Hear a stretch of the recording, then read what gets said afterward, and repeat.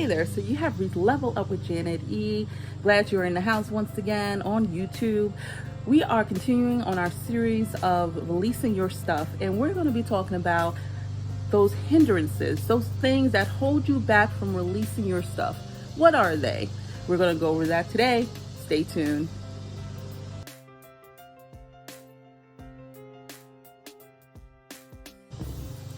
Okay, so welcome back, y'all, to Level Up with Janet E on YouTube. Wonderful hot day in Atlanta, so just trying to stay cool. So today we are talking about continuing on our series of releasing our stuff, releasing those generational curses, those bad habits, those things that are holding us back from who we need to be and the influence that we need to be in God. So I want to go right into it today, and then I'm going to go into a few exercises. As you know, we got to keep our body as well as our mind fit and healthy. All right, so what are some stuff that's going to hinder us from releasing what God's purpose is for us, and also what's going to hinder releasing our stuff, us releasing our generational curses, releasing those things that are holding us back. So one of the things I did talk about was procrastination when I did the Level Up Tuesday. So what is procrastination to me?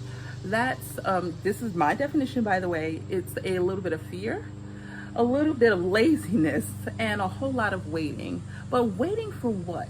Waiting for the right time, waiting for the right moment, waiting for the last minute because I have the time. But know that everything under the sun, God controls, including time. So he can make things go as fast as he wants, or he can make things go as slow as he wants. So if we know that, we have to be prepared no matter what. We have to get ourselves ready no matter what to be able to release those things that are holding us back. So the moment that we need to start on that path and that journey of growth is now. Now is the moment.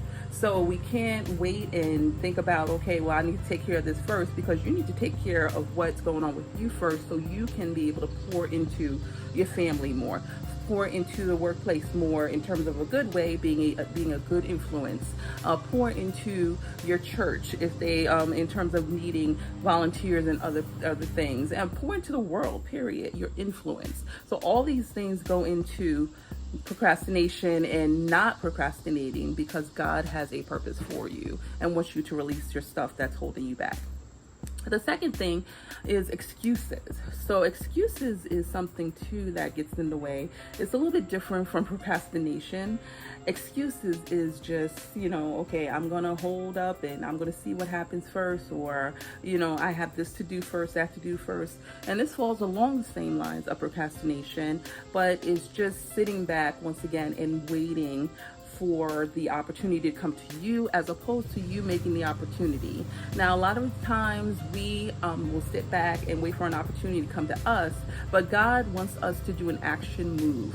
He wants us to move forward, and as we're moving forward, He will move along with us. He will move forward with us in our steps and guide our path.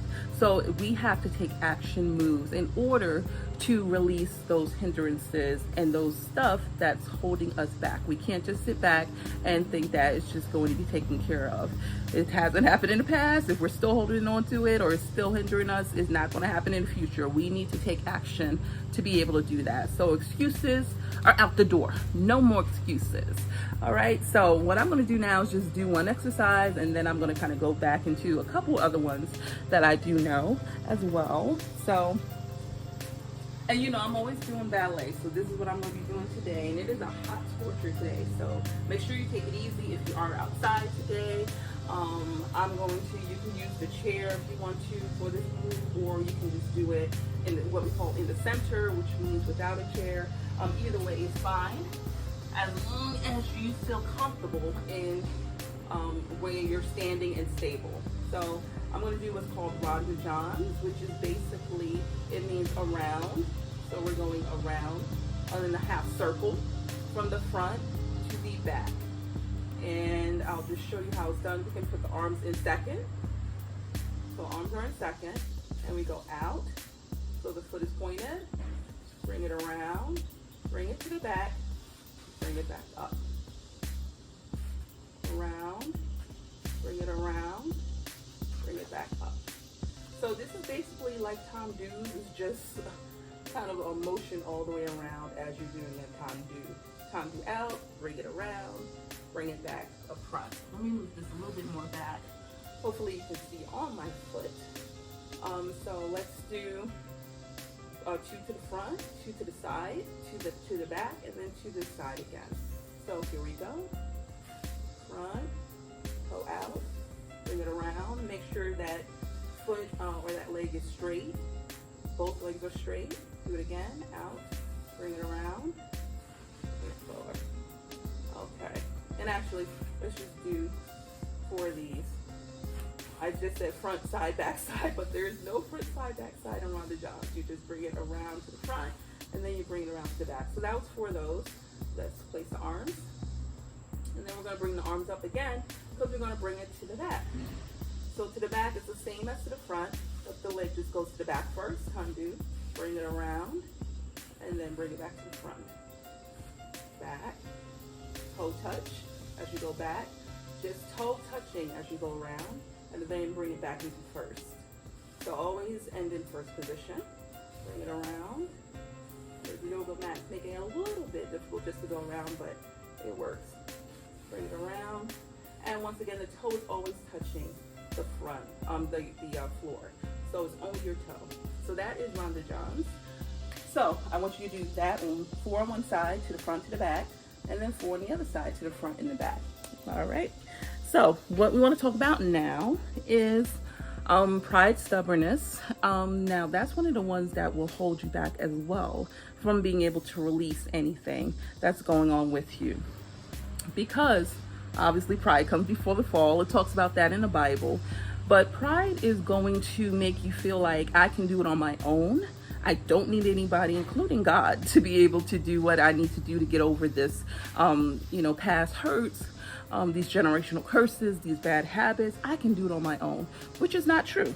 We all need somebody. We especially need God, but we all need somebody in terms of the support system. So whether it be family, but if you don't have family, friends, people from the church, elders, anyone who would be able to bridge that gap for you, to be able to provide you support that you need in order to make it through and release that hindrance on you.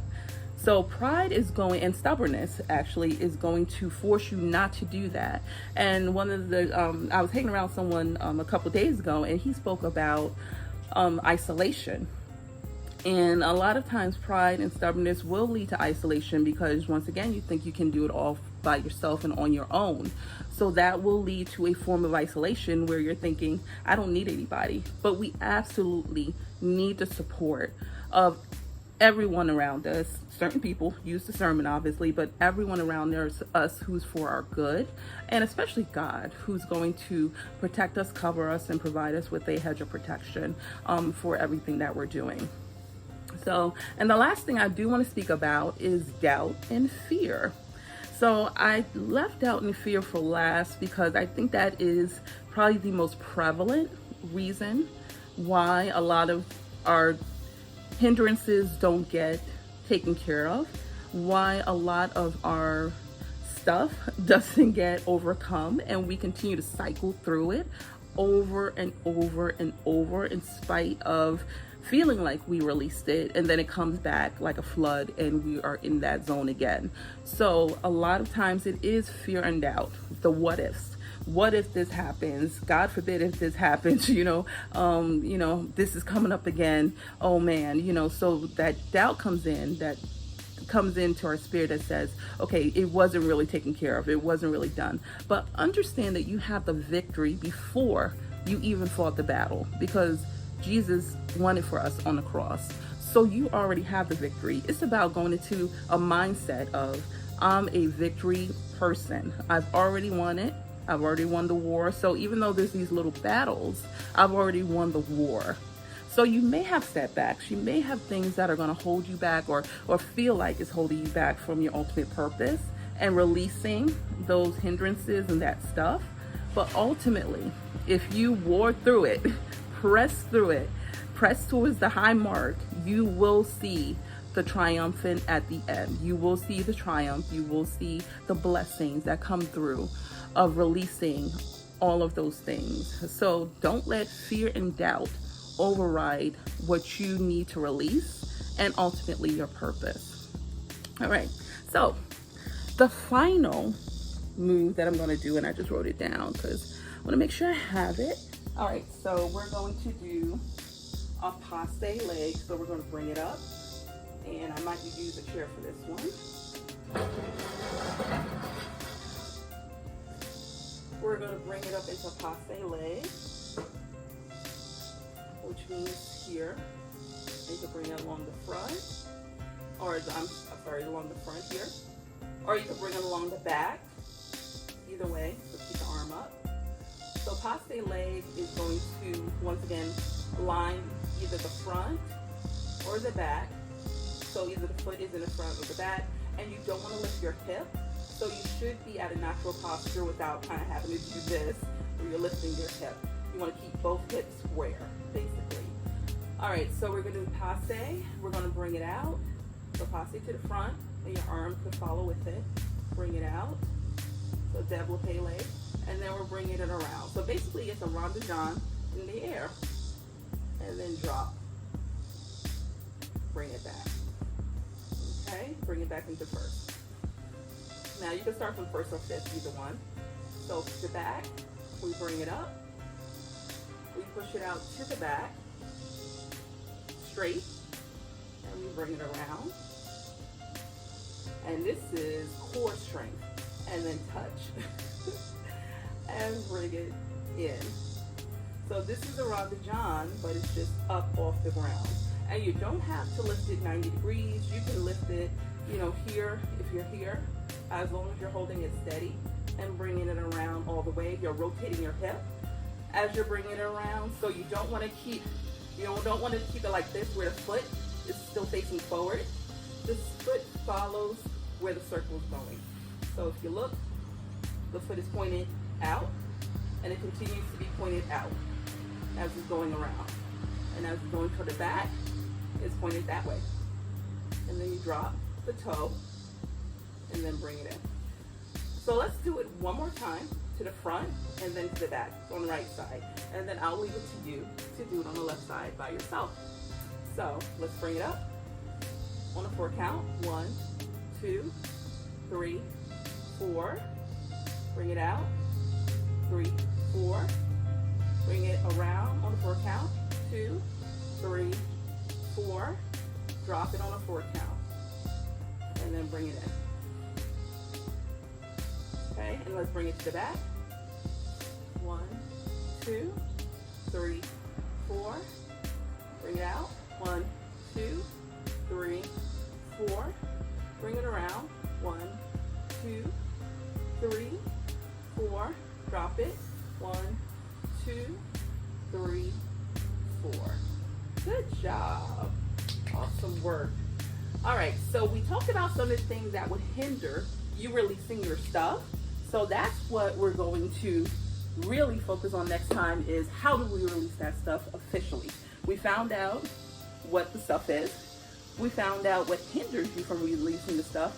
Now we're going to go into how do you release it on the next level up. I love you. Love you so much. Thank you always for watching Level Up with Janet E. And I will see you next time.